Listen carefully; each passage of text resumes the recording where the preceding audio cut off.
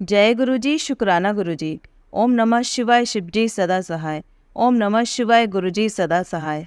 गुरु जी के श्री चरणों में कोटि कोटि प्रणाम। जय गुरु जी। संगत जी, आज हम आपको एक अंकल जी का सत्संग सुनाने जा रहे हैं। अंकल जी ने सत्संग हमें रिकॉर्ड कर कर भेजा है, तो आइए संगत जी सुनते हैं आज का सत्संग। ओम नमः शिवाय, शिव जी सदा सहाय। ओम नमः शिवाय, गुरु जी सदा सहाय। जय गुरु जी, शुक्राना गुरु जी। संगत जी, मैं पहली बार ये सत्संग कर रहा हूँ। मैंने इससे पहले गुरु जी के 7-8 सत्संग सुने हैं, उनके चमत्कारों की कई कहानियाँ सुनी हैं। मेरी ज़िंदगी में भी एक कहानी अभी पीछे हाल फिलहाल घटी थी, तो मैं आप लोगों के साथ उस कहानी के कुछ अंश इस सत्संग में प्रस्तुत करना चाहूँगा। अगर मुझसे कोई भूल हो जाए, मुझसे कोई त्रुटि हो जाए, कोई गलती हो जाए तो गुरु जी मुझे माफ़ करिएगा, सत्संग जी मुझे माफ़ करिएगा। चलिए सुनते हैं। मैं एक टीचर हूँ। मैं एक संस्था में पढ़ा रहा था पिछले साल 2023। वहाँ एक कलीग थी मेरी, महिला मित्र कह लीजिए। मुझे वो अच्छी लगती थी। मैं चाहता था कि मेरी लव मैरिज हो और वो मेरी वाइफ बने। मैंने उन्हें अपनी तरफ से हिंट्स भी दिए थे, डायरेक्टली इनडायरेक्टली। थोड़े मिक्स्ड रिएक्शंस आए। मैं कंफ्यूज रहा कि वो मुझे पसंद करती हैं कि नहीं करती। उनके साथ मैं एक प्रोजेक्ट पे काम भी कर रहा था, कुछ बच्चे भी थे जो हमारे साथ काम कर रहे थे। वो और मैं थोड़ा सा अलग सोचते थे। उनकी विचारधारा ये थी कि ये जो प्रोजेक्ट है, ये जो सोसाइटी है जिसमें हम काम कर रहे हैं, इसमें अगर बच्चे अपना मैक्सिमम दें और हम सिर्फ गवर्न करें, सुपरवाइज करें, तो बेटर रहेगा।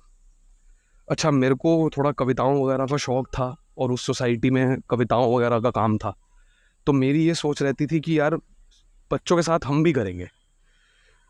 तो अगर बच्चे कहीं कम पड़ जाते थे तो मैं एक्स्ट्रा आउटपुट देके कवर अप कर देता था। अब पता नहीं उन्हें क्या लगा कि मैं किस तरीके से काम कर रहा हूँ। मैं शायद ओवर एंथुजियास्टिक जा रहा हूँ, बहुत ज़्यादा ही इन्वॉल्व हो रहा हूँ। पता नहीं उन्होंने वो क्या छवि बन गई उनके आगे मेरे मेरे मेरे प्रति, कि एक दिन हमारी कॉरिडोर में उन्होंने मुझे बहुत बुरी तरह डांट दिया। फिर मैंने फ़ोन पे उन्हें बुरी तरह डांटा कि आपने कॉरिडोर में भाई मेरे को ऐसे क्यों सुनाया। फिर बातों बातों में बात खुली तो मैंने उन्हें बता दिया कि आप मुझे बहुत पसंद हो, मैं आपसे बहुत प्यार करता हूँ और मैं चाहता हूँ कि आपका और मेरा विवाह हो, पर ज़बरदस्ती के रिश्ते मैं भी नहीं बनाता। तो मैंने बड़ा सीधे सीधे उनसे बोला। शायद उसमें मैं एक दो बातें थोड़ी चुपती हुई भी बोल गया। गुस्से में मैंने उनके नाम पे भी कुछ बोल दिया जो उनको बहुत बुरा लगा। उन्होंने मुझे व्हाट्सएप पे ब्लॉक कर दिया। उसके बाद से जो नेगेटिविटी मेरे लिए ऑफिस में शुरू हुई है, संगत जी, मैं आपको बता नहीं सकता। पहले तो उन्होंने मुझे बड़ा नफ़रत से देखना शुरू कर दिया। उसके बाद जो सोसाइटी और प्रोजेक्ट में बच्चे इन्वॉल्व थे वो उन्हीं के चुने हुए थे। तो जब वो उनको उस प्रोजेक्ट से हटाया गया, क्योंकि हमारी लड़ाई ऊपर तक जा चुकी थी और मेरे बॉस ने मुझे फेवर करा उनकी जगह, तो कहीं ना कहीं उन्हें इस चीज़ का दुख हुआ कि उनके बॉस ने, हमारे बॉस ने उनको फेवर करने की बजाय मुझे फेवर कर दिया। तो वो वो जो होता ना कि मतलब आप अगर किसी से बहुत ज़्यादा नेगेटिविटी रख लो या आपको अगर बहुत ज़्यादा नेगेटिविटी मिलती है तो आपकी चीज़ें एक एक करके ख़राब होनी शुरू हो जाती है। तो वही हुआ। वो पहले उनको मुझसे गुस्सा आना शुरू हुआ, फिर उनके जो स्टूडेंट्स थे चुने हुए, वो बच्चों ने मेरे साथ थोड़ा सा गलत बिहेव कर दिया, मेरी गलत शिकायत कराए बॉस के आगे। सोसाइटी मुझसे भी छिन गई, प्रोजेक्ट मुझसे भी छिन गया। उसके बाद उनके डिपार्टमेंट के जो लोग थे, उस शख्स के जो डिपार्टमेंट के लोग थे, उन्होंने भी मेरे साथ पॉलिटिक्स करनी शुरू कर दी। एग्जामिनेशंस करके हमारे यहाँ पे एक डिपार्टमेंट था जिसमें उनके डिपार्टमेंट के लोग थे, मैं भी था, और मैं अपने डिपार्टमेंट से अकेला रिप्रेजेंट कर रहा था एग्ज़ाम को। तो जहाँ जहाँ मुझे मदद चाहिए होती थी, मेरे व्हाट्सएप इग्नोर कर दिए जाते थे, मेरा मेल इग्नोर कर दिया जाता था। बात बात पे मुझसे ज़बरदस्ती कुछ चीज़ें कराई जाती थी जिनका सेंस नहीं था। मुझे बात बात पे ऊपर नीचे भगाया जाता था। मेरी खाम खा की परीक्षा ली जाती थी, खाम खा का मुझे टीज़ किया जाता था ताकि मुझसे कोई गलती हो और मैं मतलब फंस जाऊं। पर गुरुजी की बड़ी कृपा रही कि मैं हर चीज़ निकालता चला गया।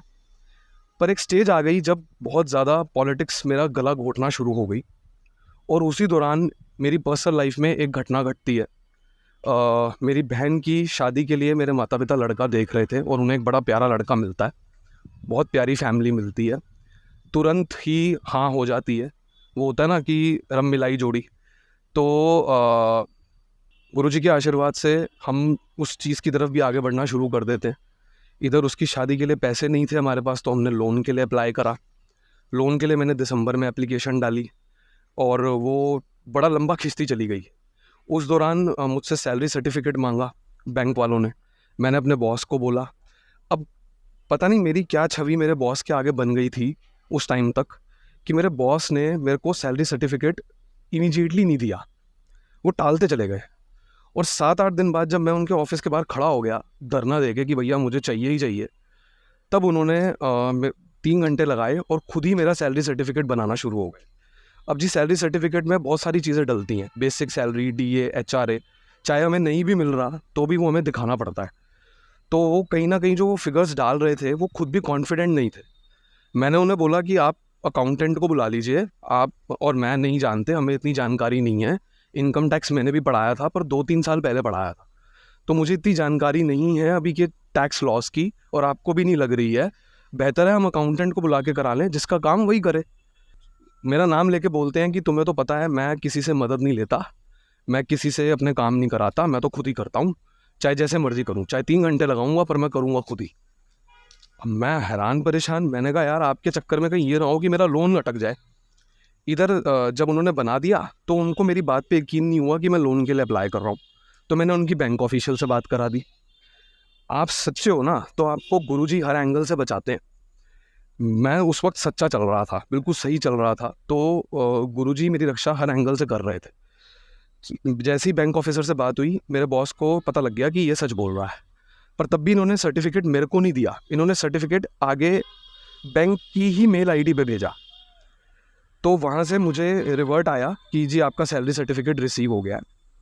और फिर मैंने इनसे सैलरी सर्टिफिकेट की एक कॉपी अपने लिए भी मांगी, तो इन्होंने बड़ा रिलक्टेंटली मेरे को दी। अब जी हुआ दरअसल ये कि जब मैंने वो सैलरी सर्टिफिकेट आगे भेजा तो लोन का प्रोसेस चल रहा था, और इस दौरान मेरे ऑफिस में पॉलिटिक्स भी चल रही थी। करते करते एक हद इतनी आ गई कि मेरे अपने डिपार्टमेंट में भी लोग मेरे खिलाफ हो गए, मेरे अपने डिपार्टमेंट के लोगों के भी कान भर दिए गए, और मैं एक सिरदर्द बन गया उन सब के लिए। तो मुझे वहाँ से हटा दिया गया और मैंने इमीडिएट रेजिग्नेशन दिया और मैं ऑफिस से निकल के भाग के आ गया घर। मैं बड़ा परेशान था, बड़ा मेरा दिमाग ख़राब था। इधर लोन अभी तक मिला नहीं है और इधर मेरी जॉब चली गई, मेरे हाथ में पैसे नहीं है, सैलरी नहीं है, और इधर मैं लोन के लिए अप्लाई कर रहा हूँ। अगले दिन मेरे बॉस ने मेरे पापा से बात करी, उन्होंने मेरे पापा को समझाया कि लड़का अच्छा है, मेहनती है, इसकी शादी और PhD की जिम्मेवारी मेरी है, आप इसे बोलो कि जी ये सब कुछ नाराज़गी छोड़ के वापस आ जाए। मेरे पापा ने मुझे समझाया, मैंने कहा मुझे एक दो दिन सोचने के लिए दो।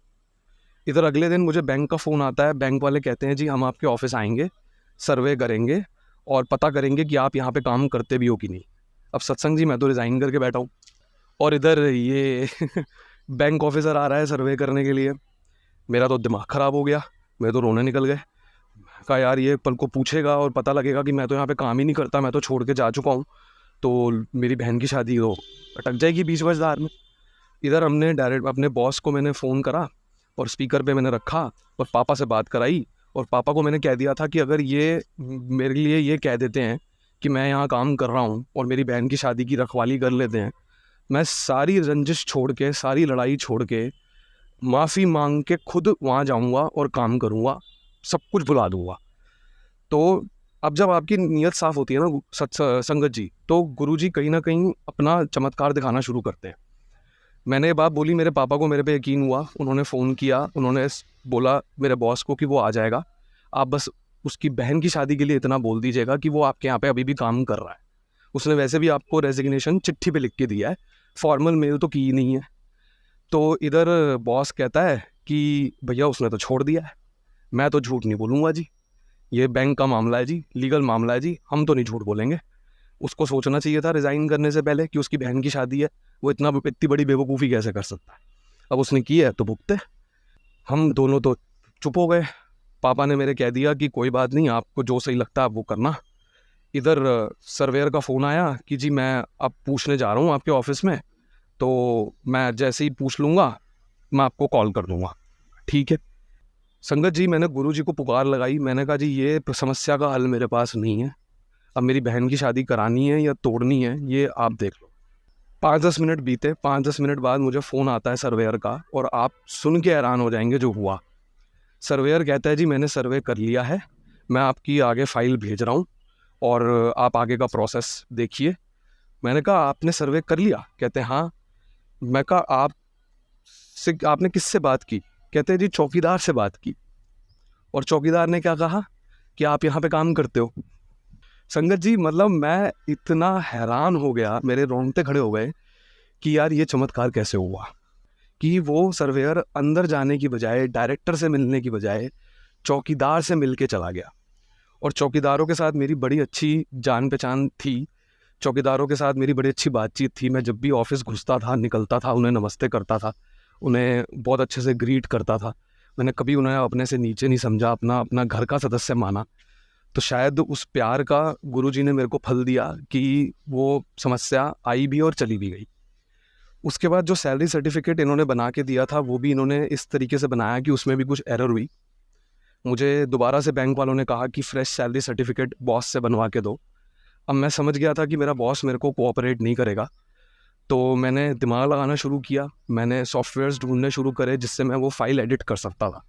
वो फाइल PDF थी, तो PDF को वर्ड में कन्वर्ट करके मैं एडिट करने की कोशिश कर रहा था। पर फिर मेरा ध्यान गुरुजी के स्वरूप पे गया और मैंने ये सोचा कि यार अब तक जो चीज़ें वो संभालते आए हैं सच की बुनियाद पे संभालते आए हैं। अगर आज मैंने झूठ बोला ना तो वाकई मतलब सब गड़बड़ हो जाएगा। तो मैंने वो फाइल वहीं की वहीं छोड़ दी और अगले दिन फिर से मुझे बैंक का फ़ोन आया। उन्होंने मुझे कहा कि फ्रेश सैलरी सर्टिफिकेट दो। तो मैंने कहा जी मेरे बॉस 2 हफ्ते की छुट्टी पे गए हुए हैं, 2 हफ्ते और मामला लटक जाएगा, आप उसी सैलरी सर्टिफिकेट को चलाओ। उसने मुझे उसमें गलती बताई।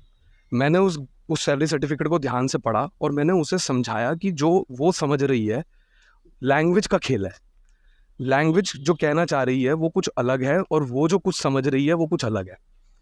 उस बैंक ऑफिसर को मेरी बात अपीलिंग लगी, उसने आगे मेरा सैलरी सर्टिफिकेट दे दिया। और आप मानेंगे नहीं सत्संग जी कि कुछ 15-20 दिन बाद लोन का पूरा पैसा मेरे अकाउंट में आया। मैं उस दिन गुरुद्वारे गया था, बहुत रो रहा था, मेरे मन में यही चल रहा था कि बस ये काम ना अटके। और गुरुजी का नाम मेरे दिमाग में कहीं ना कहीं चल रहा था कि गुरुजी संभाल लो यार, इस चीज़ पे मत फंसाने देना, मेरी बहन की शादी नहीं अटकनी चाहिए। मेरे को जो दंड आप देना चाह रहे हो दो, पर मेरी बहन की विवाह में कोई प्रॉब्लम ना आए। बड़ी मुश्किल से ऐसा लड़का मिलता है बहन के लिए। तो गुरुजी ने बहुत कृपा की और शादी के दौरान भी बड़ी चीज़ें हुई, बड़े ऊपर नीचे उतार चढ़ाव आए। जिस जगह हमने खाना बैंक्वेट बुक किया था वहाँ के खाने में बड़ी मिर्चें होती थी और हमारे यहाँ मिर्चें ना खाने का रिवाज है, हम मिर्चें नहीं खाते बिल्कुल भी। तो पूरे टाइम हम लगे रहे उसके खाने को टेस्ट करने और आखिरी दिन जब खाना बना तो इतना बढ़िया बना, इतनी तारीफ़ें हुई जिसका कोई हिसाब नहीं। फंक्शन इतना अच्छा गया जिसका कोई हिसाब नहीं, मतलब हमारी हैसियत से 10 गुना बढ़ के फंक्शन गया। सब गुरुजी की कृपा थी।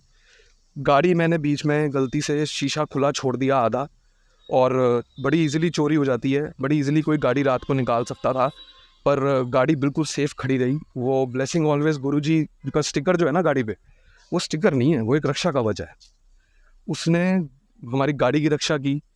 और इनफैक्ट उसके कुछ टाइम बाद मेरी नानी जी की डेथ हो गई, पर नानी जी गुरुजी की कृपा से अपनी दोनों पोतियों का विवाह देख के गई हैं।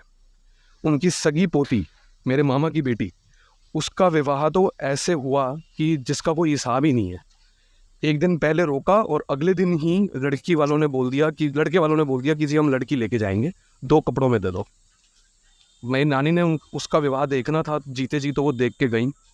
और बहुत कुछ हुआ है इस साल में, बहुत घटनाएं घटी हैं जिसमें गुरुजी ने अपने ताकत का मुझे अंदाज़ा दिखाया, अपनी ताकत का पूरा बल दिखाया। मैं गुरुजी का धन्यवाद करता हूँ और संगत का धन्यवाद करता हूँ कि मुझे ये मौका दिया गया।